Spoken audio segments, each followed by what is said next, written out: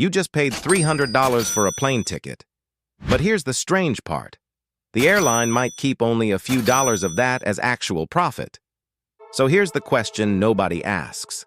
If airlines barely make money from your ticket, how are they making billions? Because the strange truth is, the ticket isn't where the real money is. And once you understand what's happening behind that boarding pass, you'll never look at a cheap flight the same way again. Imagine this. You search for a flight. The screen says $59. You think, that's cheap. So you click, then it starts. Choose your seat. $8 bring a bag. $45 priority boarding. $20 want more legroom. Pay again. And suddenly, your $59 flight isn't $59 anymore. It's $142. But here's the interesting part. The airline didn't necessarily make the flight dramatically cheaper. It changed the way you experience the price. Instead of showing you one large number, it breaks the price into smaller decisions.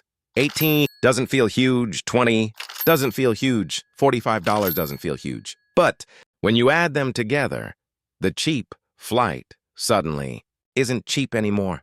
This is called unbundling, and some airlines built their entire business around it. Take Spirit Airlines. For years, Spirit became famous for incredibly cheap base fares. Sometimes, $19, that sounds almost impossible. So how can an airline fly someone across the country for less than the price of a good dinner? Simple. The $19 isn't really the whole product. It's the entrance. Want a bag? Pay. Want to choose your seat? Pay. Want priority boarding? Pay. Want extra space? Pay again. Spirit wasn't really selling you one cheap flight. It was selling you the ability to build your own flight piece by piece.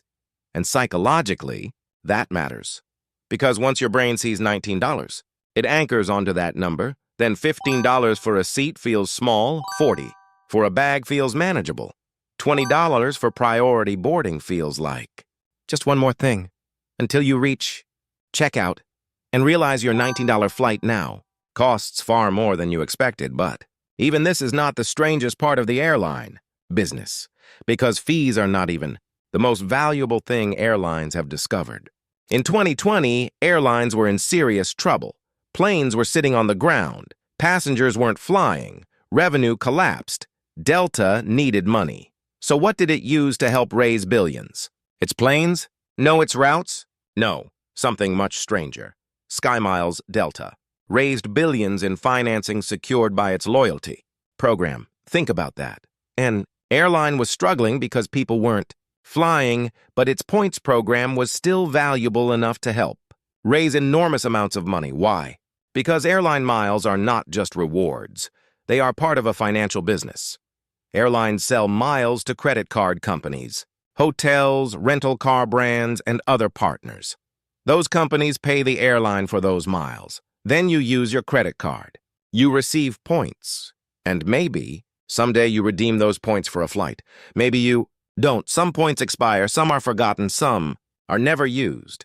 So the airline can receive money today, while the customer may never claim the full value later. That's why loyalty programs can be incredibly valuable.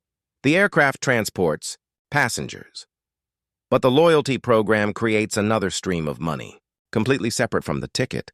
And this is where the airline business starts looking very different. Think about what happens after you book a flight. You buy the ticket, then maybe a bag, maybe a seat upgrade, maybe Wi-Fi, maybe food. Then the airline offers you a credit card. You use it at supermarkets, restaurants, hotels, online, stores. Every swipe creates another economic relationship. Now, your $300 flight is no longer just one transaction. It becomes the beginning of many transactions, and that changes how the airline sees you. The airline is no longer asking only, how much can we earn from this seat? It is asking, how much is this customer worth over time? And that is the real power of loyalty. A passenger who flies once is useful. A passenger who flies every month uses the airline's credit card, buys, upgrades, pays for bags, and stays loyal for years is far more valuable. Why airlines don't just raise ticket prices? So if airlines need more money, why not just charge more for the ticket? Because you can compare prices instantly, $300 on one airline, $220 on another. Which one are you more likely to click? Probably the cheaper one. So airlines learn to compete on the headline, price, and make more money from everything around it. That's why basic economy exists. That's why baggage fees exist. That's why seat selection exists. That's why upgrades exist. The cheap ticket gets your attention. The ecosystem creates the revenue. And eventually, even major airlines started using stripped-down fares to compete with ultra-low-cost carriers, because losing you to a cheaper ticket still means losing you. Now imagine you run an airline. Your plane has 200 seats. You sell 190. That sounds good, but here's the problem. The pilots still need to be paid. The crew still needs to be paid.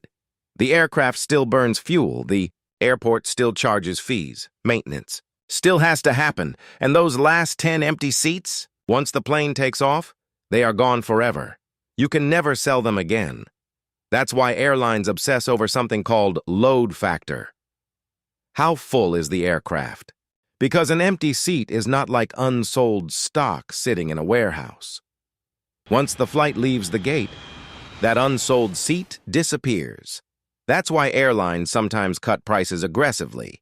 A $50 passenger is better than an empty seat, because $50 is something, an empty seat is nothing. Now compare two different strategies. Spirit focused heavily on ultra-low base fares and extra fees. That model worked for years, but it also became vulnerable when costs rose and larger airlines started competing more aggressively with their own low-fare products. Delta took a different path. It pushed harder into premium. Seating. Loyalty, credit card partnerships, higher value. Customers. Same industry, same fuel, same airports, same passengers, but a completely different way of making money. Spirit asks, how cheaply can we get you onto the plane? Delta asks, how much value can we create from this customer before, during, and after the flight?